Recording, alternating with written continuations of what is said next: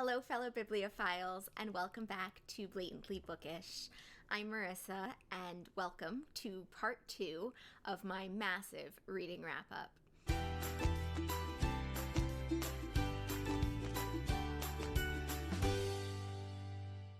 This video will include Nonfiction November and December reads from 2021, wrap-ups that I haven't gotten around to. If you haven't seen the first video, I recommend checking that out. It covers August, September, and October, Victober, so there's a lot of Victorian literature in there. And yes, before I send you back in time to the day I filmed both parts of this massive wrap-up, I do think that I should mention I forgot one of the books I read in the month of December in this video. It was a reread for me. It was, of course, A Christmas Carol by Charles Dickens, and I've made a whole video on it, so I will link that up above, down below. But I like to reread that every single year, and this year's reread was very special because Katie from Books and Things did this whole series where she discussed each stave, each section of A Christmas Carol in depth. So I highly recommend that if you haven't read A Christmas Carol, or if you haven't read it in a while, this coming Christmas, which is now about a year away, you read it and you watch her videos. They really add a lot of meaning and a lot of Victorian context to the text. So I'm gonna send you back in time now, and you can listen to the November reading wrap-up. Let's move on to Nonfiction November. I read Ursula K. LeGuin's Conversations on Writing with David Naimon. This was a fun, quick, and engaging read that made me crave some more Ursula K. LeGuin. It was almost a teaser for some of her other books that I now want to read, such as Words Are My Matter and Steering the Craft. It also made me feel very guilty for enjoying her nonfiction so much.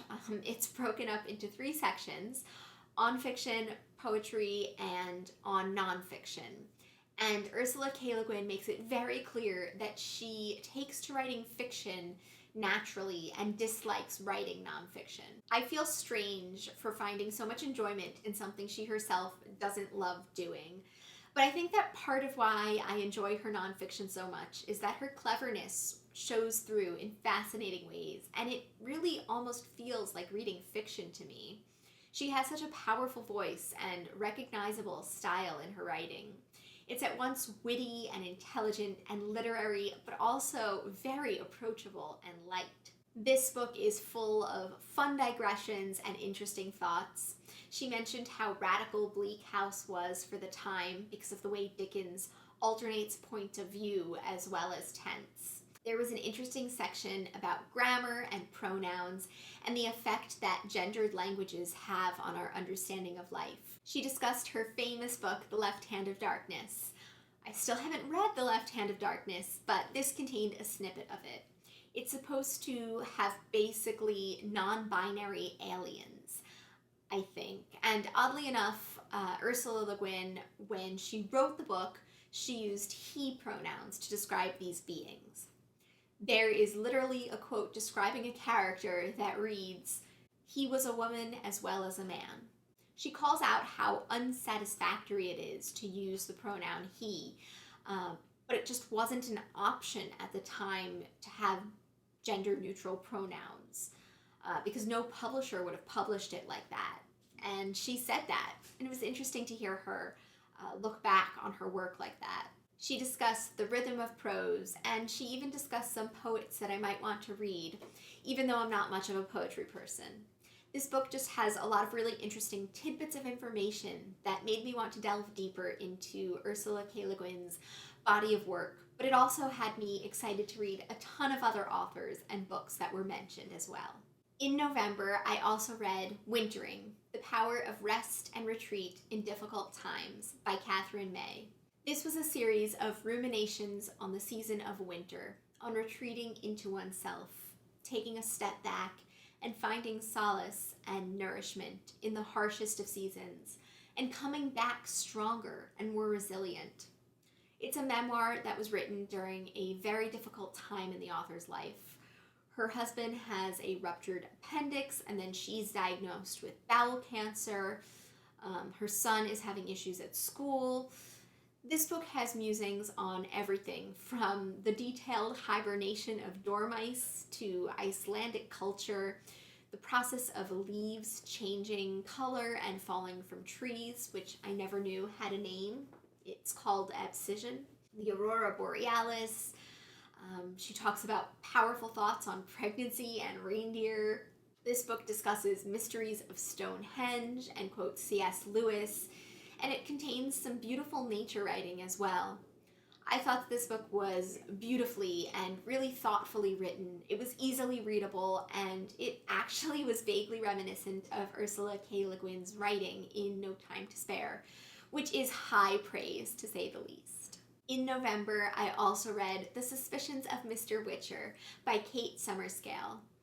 After reading The Moonstone, I was very curious about the real-life person who inspired the character of Detective Cuff, as well as many other fictional detectives, including Inspector Bucket from Bleak House. That is, of course, Jack Witcher, who was one of the original 8 detectives of Scotland Yard. The Suspicions of Mr. Witcher focuses on the famous Victorian Roadhill House murder case, where in 1860, 3-year-old Francis Saville Kent went missing from his crib and was found murdered at the bottom of a privy, his throat cut almost to the point of decapitation. It was a horrific and brutal crime, and it led the nation's obsession with true crime and detectives, and detection in general. Witcher believed something that the English public had issues grappling with.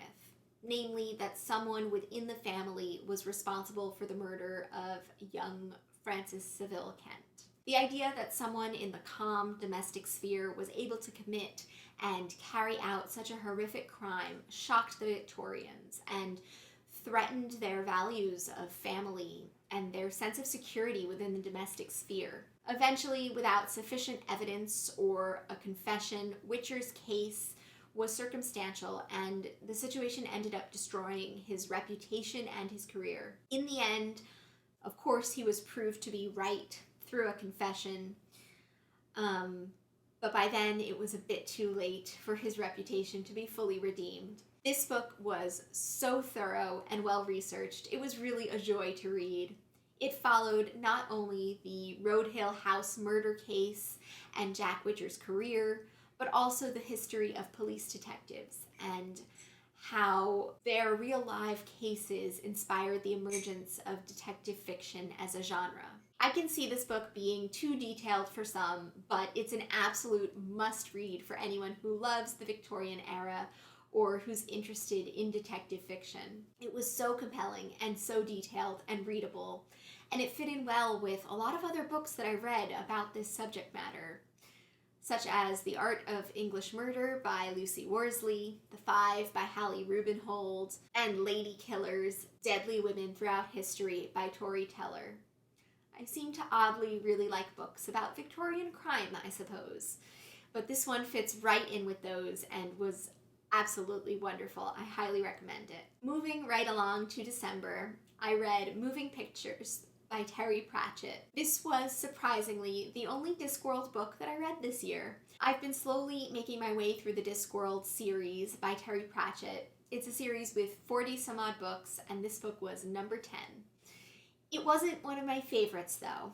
It poked fun at the silver screen and the thrall of Hollywood and the movie-making industry, but what really annoyed me about this book was it seemed to be a little all over the place within Discworld. The Discworld series has a lot of different sub-series, such as Witches, Death, The City Watch, and Rincewind, etc. But I feel like this book didn't really fit into any of those sub-series. Death did make appearances. There was a lot of talk about the wizards and the unseen university, but no Rincewind. Ankh-Morpork, the main city, was featured, but characters from the City Watch weren't. The whole thing just felt very haphazard. Of course, I still enjoyed it because it's Terry Pratchett, and Terry Pratchett just has a way with comic satire, and he paints these ridiculous plots and characters that are so captivating and entertaining. Maybe the next time that I read an amazing Discworld book, I'll make a whole Discworld video, because I do really love Terry Pratchett's writing and the wonderful world that he creates. In December, I also read Tales from the Cafe by Toshikazu Kawaguchi. This is a sequel to Before the Coffee Gets Cold, which I read last December and absolutely loved. It's a series of interconnected short stories about a Japanese cafe called Funiculi Funicula, where you can travel back through time. There is a series of specific rules that govern this ability to time travel, the most important of which is that you only have the amount of time it takes for your coffee to get cold. I found the first book to be fun and whimsical, very emotional and thought-provoking, but I didn't really care for this second book in the series. I didn't feel like it added anything to the first book, and I found the stories to be less emotionally engaging, with the exception of one which had me crying on the way to work while listening to this audiobook. But I remembered the writing of the first book to be simple and calming, despite the intense emotions it evoked in me. The first book was comforting and calming, like drinking a warm beverage, but I just wasn't getting that in this book. I found the writing to be rather repetitive and lifeless in this sequel, and I'm not sure if it was an issue with the translation, because this is a translated book. It was originally written in Japanese, but so was the first one. Or maybe it was that the audiobook narrator changed between books. But this one just didn't live up to my expectations. I wonder if I'm the only one who feels this way. Do let me know in the comments below.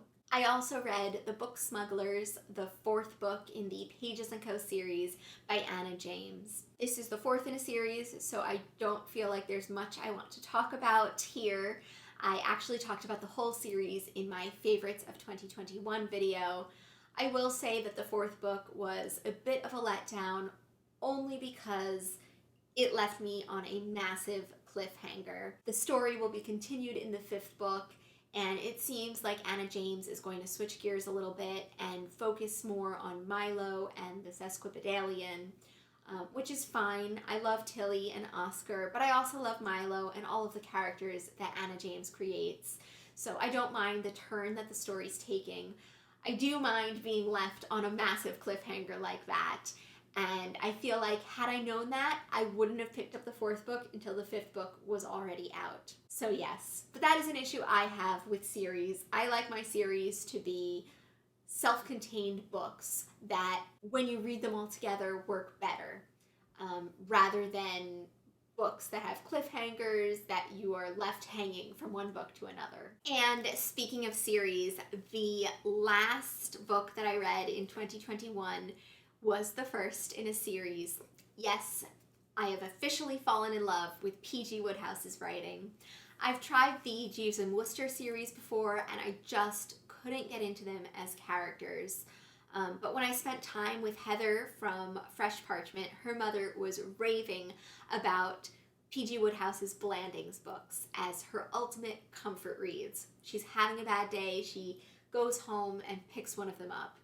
So I read the first book in the Blandings series, Something Fresh, also sometimes called Something New, and I finally saw the comic genius of P.G. Wodehouse. His characters and plots are so wacky and convoluted, and yet his writing is so refreshing and skilled that I find myself delighted to go along for the ride.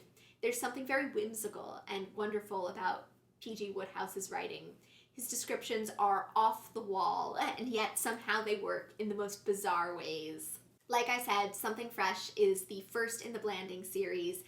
It follows Ash Marson, a writer who churns out pulp detective fiction for a magazine, but he's tired of his dreary life, and he ends up working for an American millionaire named Mr. Peters as a valet at Blandings Castle.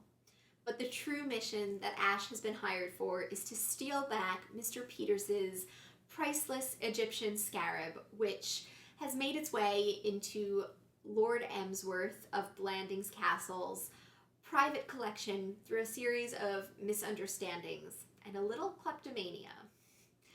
But Ash is not the only one who is trying to obtain the scarab, and a series of, frankly, hysterical hijinks ensues. We get to meet a whole host of characters, some of who I am promised will reappear in later books. There's Lord Emsworth, the incredibly absent-minded and forgetful owner of Blanding's castle. There's his secretary, the efficient Baxter, who actually keeps Blanding's castle running. And there's Beach the butler, the Honorable Freddie Threepwood, who is Lord Emsworth's completely incompetent and good-for-nothing son. And I just can't wait to read more in this series and learn more about this quirky cast of characters. I will leave you with one of the many entertaining snippets of Wodehouse's writing. This is the passage where we are introduced to Beach the butler. Ash's first impression of Beach the butler was one of tension. Other people, confronted for the first time with Beach, had felt the same. He had that strained air of being on the very point of bursting, which one sees in frogs and toy balloons. Nervous and imaginative men meeting Beach braced themselves involuntarily, stiffening their muscles for the explosion. Those who had the pleasure of more intimate acquaintance with him soon passed this stage, just as people whose homes are on the slopes of Mount Vesuvius become immune to fear of eruptions. Yeah, I think you can see why I love Wodehouse's writing. He's just brilliant. He's absolutely brilliant, and I can't believe I didn't see it before in Jeeves and Wooster. I can't wait to continue on with the Blanding series this year. It should be a lot of fun. So those are the books that I read in the second half of 2021. You guys are all now caught up with my reading life. And thank you for watching this very long video, perhaps 2 videos, unclear at this point. And yeah, congrats on making it to the end. Please chat with me in the comments about these books. Have you heard of them? Have you read them? Which ones did you like? Which ones did you not like? I want to know all the details in the comments down below. And until next time, I look forward to seeing you in another video very soon. Bye!